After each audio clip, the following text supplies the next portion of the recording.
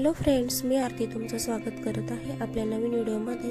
तर इथं आम्ही चाललो होतो फिरायला, पण नेमकं कुठे चाललो होतो हेच आमचं काही ठरलं नव्हतं। त्याचीच चर्चा करण्यासाठी आम्ही इथं थांबलो होतो आणि आमची एक गाडीही यायची बाकी होती, त्याचीच वाट बघत थांबलो होतो। आम्ही एकूण 4 फॅमिली चाललो होतो।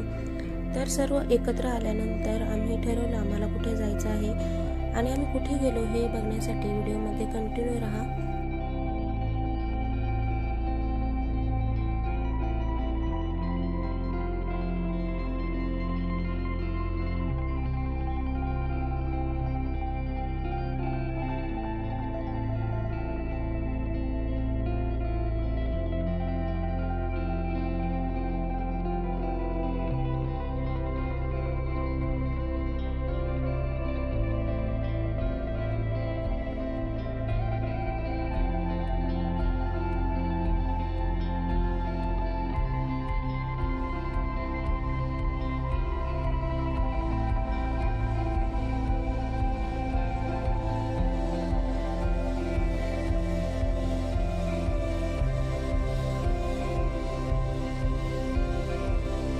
तर फ्रेंड्स, आम्ही एकविरा मातेच्या दर्शनासाठी आलो होतो।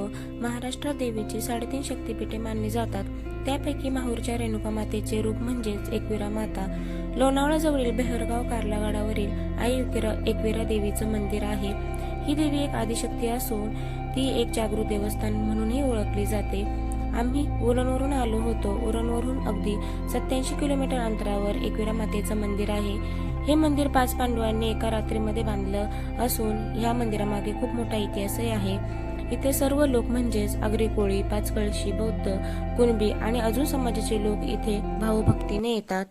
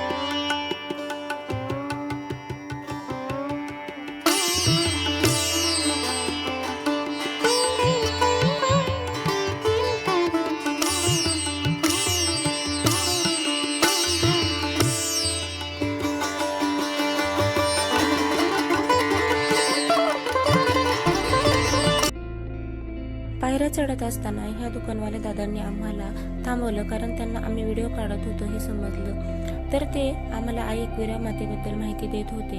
ह्या देवीचे स्थान हे जागृत स्थान असून एकविरा आई ही नवसाला पावणारी देवी आहे। तसेच आम्ही शनिवारी गेलो होतो 21 तारखेला, तर 22 तारखेला श्रीरामांच्या मंदिराची अयोध्येत स्थापना होणार होती, म्हणून सर्वांनी दिवे लावायचे व दिवाळी साजरी करायची असा उपदेश ते आम्हाला देत होते व आम्हीही मग जय श्रीराम अशी घोषणा करत वर गडावर गेलो।